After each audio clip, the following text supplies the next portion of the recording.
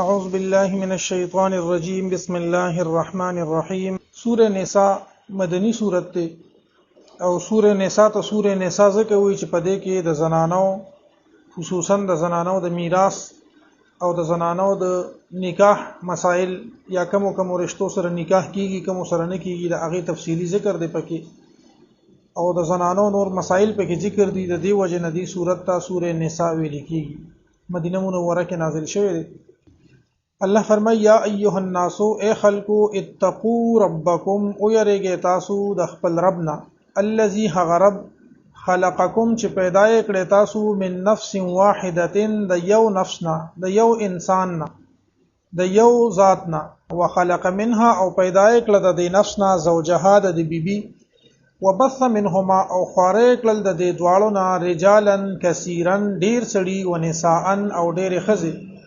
واتقوا الله الذي او يرجى تاسو د الله تبارک وتعالى نا الذي غزات تساءلون به چې تاسو غوښتنه کوي سوال کوي به په هغه سره والارحام او يرجى د رشتو د کټ کولونه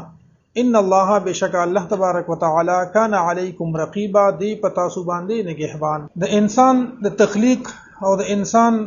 د پیدایش ذکر الله تبارک وتعالى په دې آیت کې کوي د تقوا سره چې تاسو د هغه رب نه اوریږئ چې هغه دا ټول خلق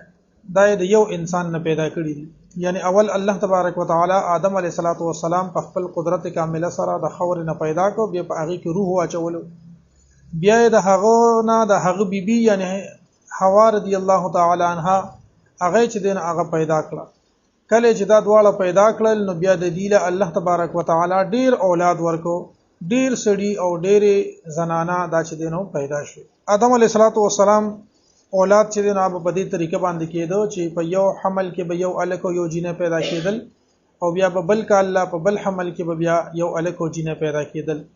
کوم الک او جینه به یو ځای پیدا شو دا ورور او خوري حسابېدل او چې کوم به بیا ورپسې پیدا شو نو هغه سره به نکاح کېدې شو د قابیل او د حابیل چې کوم واقع رستو را روانه ده هغه هم د دې یو کړی ده دا سن دي بعضی کسان یا د مشران بعضی هغه دا اوریدلی وي چې دوه ماشومان بسار کېدل او دوه ماشومان به ماخام کېدل دا سن دا چې کوم خپل طبيعي د ماشوم د پیدا کېدو کوم وخت هغه ټول وختونه په دې باندې پوره کېدل او کال پس یا دوه کال پس یا چې کوم طبيعي مدته د هغه نه پس به ماشومان پیدا کېدل او بیا به د رور او خور د خپل منځ کې د دې یو بل سره بنکاح نه کېد او د نورو ورونو خويندو سره به بیا نکاح کېد الله تبارک وتعالى فرمایي چې مونږ د دین ډیر سړي او ډیر خزي ډیر زنانم ته نه پیدا کړي او دا نسل چې څومره د انسانيت ته د اغاز نه شروع شوی دی بیا الله فرمایي چې د الله نه اوریږي هغه الله چې تاسو په د هغه په ذریعہ باندې د یو بل نه حقوق واړي او د رشتو نه اوریږي یعنی د رشتو د کټ کولو نه اوریږي رشته ختمول دا نه دی پکار الله په هر څه نگهبان دی یا ایها الناس ای خلقو اتقوا ربکم اوریږي تاسو د خپل ربنا الذي غرب خلقکم چې پیدا کړی یې تاسو من نفس واحده د یو نفسنا وخلق منها زوجها او پیدا کړه دغه نفسنا زوجها جوړه ده یا بیبي ده وبث منهما دا زوج لفظ چې زوج دا زوج لفظ دا ویل کیږي خاوند ته او زوجه ویل کیږي خزه ته او چې کله د سړي ذکر او داغه په مقابله کې د زوج لفظ راشي نو مراد ته نه خزوي او چې د خزه ذکر شروع یو بیا د زوج لفظ راشي مراد ته نه خاوند ویدل ته د سړي ذکر شروع دی د نفس واحده او د هغه زوج یعنی د هغه جوړه د هغه بیبي وبث منهما او خارق لل د دې دوالو نه رجالا کثیرا ډیر سړي ونساء او خزه دا نساء لفظ ته وګوره دا چې کله تاسو کمزه کم چې دو زبر راغلی وي تنوین دو زبر نو الته چې مونږ وقف کوو نو هغه د تنوین دغه دو زبر بدل شي په الف سره لکه توابا یا حلیما نو مونږ وایو حلیما او دې کې الف نشته نو دې کې بیا اکثر خلک غلطيږي دا به هغه شان وایو نساء ان لفظ دی چې وقف وکړو نو نساء د حمزه سره به الف لګوخه دا سي وقف وکړو رجالا کثیرا ونساء کدا سي روان وایو کنه دا مونږ خو چې لکه وقف کو نو داسې پکارو رجالا کثیرا نساء او درس او تدریس کې به لفظ پوره وي چې کله سړی عام تلاوت کې بیا به د وقف خیال ساتي مونږ چې کله ځان لزان له یو ټکی وایو دې کې مونږ د وقف خیال نه ساتو ځکه چې دا تدریس لپاره د درس او تدریس لپاره دا اجازه ده نو چې نساء ان باندې کله تاسو د تلاوت دوران کې وقف کوئ نو نساء داسې بوایخه حمزه سره به الف یو ځای کوي هر ځای کې چې قران کې د حمزه د پاسه دو زبر راشي نو دا قانون به جاری کیږي واتقوا الله الذي او يرګه د الله نه الذي هغذات تساءلون به چې تاسو سوال کوي به په هغه سره والارحام او يرګه د رشتونه یعنی کټ کولو د رشتونه ان الله كان عليكم رقيبا بشک دی الله تبارک وتعالى پتا سو باندې نگهبان نگرانی کوونکې واتوا اليتامى او ورکه یتیمانانو ته اموالهم مالونه د دوی ولا تتبدلوا الخبيث او تاسو مبدلوي خبيث ردی سیز بالطيب په پاک سیز یعنی په عمده سیز ولا تاكلوا اموالهم او تاسو مخری مالونه د دوی الی اموالکم خپل مالونو سره انه کان حوبا کبیره بشکا دا لوی ګناه ده یتیم دا هغه نابالغ ماشوم ته ویل کیږي ماشوم یا ماشومه چې د هغې پلار وفات شي دې ته چې دینو په شریعت کې یتیم ویل کیږي مونږ اکثر تقریر کوو د یتیم ذکر راشي زم یتیم چاته وی خلک چې پلار مړي څوک پکې आवाज کوي چې مور مړي نو که پلار مړي او مور مړي نو صرف د یتیم نه بلکې دا څه بیا ټول مشران یتیمانان دي څومره بوډاګان چې دا ټول یتیمانان دي ځکه چې دا ټول پلاران مړي نو یتیم دا هغه نابالغ ماشوم ته ویل کیږي چې د هغه پلار وفات شي الله تبارک وتعالى فرمایي چې یتیمانانو ل خپل مال ورکه او تاسو د پاک او عمده سیز او ردی سیز دا په دې یو بل سره مبدلوي یا د دې مالونه د خپل مالونو سره یو ځای مخره دا ډیره لوی ګناه ده د یتیمانانو چې کم مال دی یعنی یو کس دی یو ماشوم دی د هغه پلار وفات شو د ماشوم چې کم مال او دولت ته د ترونو سره یا د ماماګانو سره یا د نور چې کم رشتہ دار وي هغه سره د مال او دولت پاتې شو غي پويږي لوی دي هغه سره په قبضه کې یا په تصرف کې پاتې شو نو دا د ماشومانو حق دی کدا سه مختلفه طریقې سړي جوړي کی یو طریقه دا ده چې لکه په دغه مال ولا قبضه وکي او کدا ماشوم بالغ شي بیا مول نه ورکي یا چې دینو داغي ساروي دي یا د سبل یو خصیص دی یا سونه دا یا چاندي دا بل سری نو دې ته هغه خو واخلي او ردی هغه ورکی یا ساروي دي نو هغه خو ساروي ته واخلي او هغه کمزوري ساروي هغه ته پریګ دي یا چې دینو ټول میکس کی بل فرض یو ماشوم دی او داغه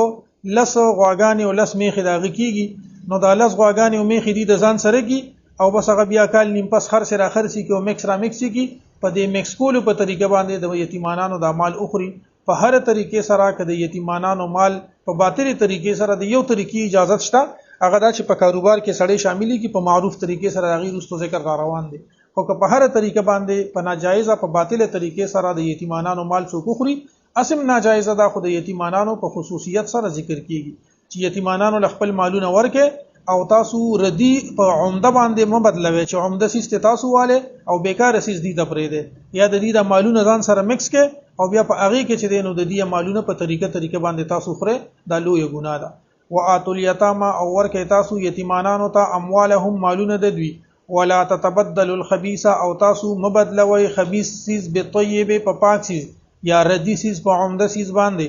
ولا تتبدلوا او تاسو مبدلوي الخبيث ردی سیز بیکار سیز بالطيب په خسیز باندې ولا تاكلوا او تاسو مخری اموالهم مالونه د دوی الى اموالکم د خپل مالونو سره یعنی خپل مالونو سره یو ځای کې او به خوري انه کان حوبا کبیره بشکا دغه کار کول کان حوبا کبیره دا ډیر لوی ګناه ده وان خفتم او کچری یریږي تاسو الله تقسطو چې تاسو با انصاف اونکړی شي فل یتاما په معاملات د یتیمانانو کې فنکحو پس نکاح کې تاسو ما طاب لكم من النساء هغه چې خوخي شي تاسو د زنانو نه مسنا دو دو و ثلاثه او درې درې و رباع او سلور فان خفتم پس کچری یریږي تاسو الله تعدلوا چې تاسو به عدل اونکړی شي فواحده نو پس یوا خزه کافره او ما ملکت ايمانکم یا هغه وینځي چې مالکان دي خلاصون استاسو ذالک ادنا الله تعولو دا ډیره قریبه ده الله تعولو چې تاسو به عول اونکه تاسو به یو طرف ته مایل نه شي دی آیت کریمه کې الله تبارک وتعالى اول د یتیمانانو ذکر کوي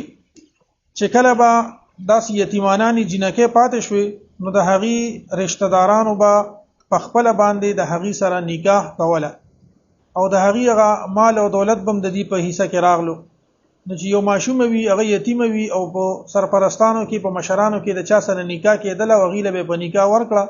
نو چون کې دغه ماشوم به اسیم چې دینو مشر نو یا به پلار نو وارث بینو او بیا به دې سره په نکاح کې رااله نو بیا به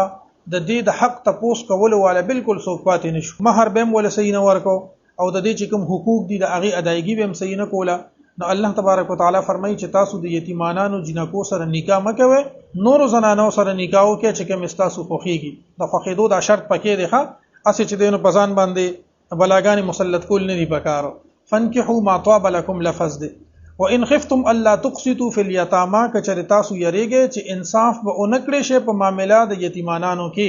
نو معنی دا ده چې دې سره نکاح مکوئ د دې نه پس چې کوم حکم دی نو تاسو د دې سره نکاح کې مسنا د دوه خزو سره او ثلاثه د دریو سره او رباع او د سلور سره دا مسنا او ثلاثه او رباع معنی دوه دوه درې درې سلور سلور یعنی خلک ډیر دي نو ارچاته یعنی دوه دوه دا مطلب نه دی چې یو کس هغه وی چې قران مجید کې خوراغلی دي چې تاسو د دوه دوه سره یعنی د سلور خزو سره نکاح وکې یا ثلاثه د دریو دریو سره نو د شپږو سره نکاح وکې او رباع او سلور سلور نو دا خو آتش وي ناغته نه ځان له اتر او باسل دا مطلب نه دی یعنی خلک وی کنه چې دا دوه پیسې لکه بل فرض ما سره سلو روپو نوټونه دي او زم دې ټولو له دوه ورکا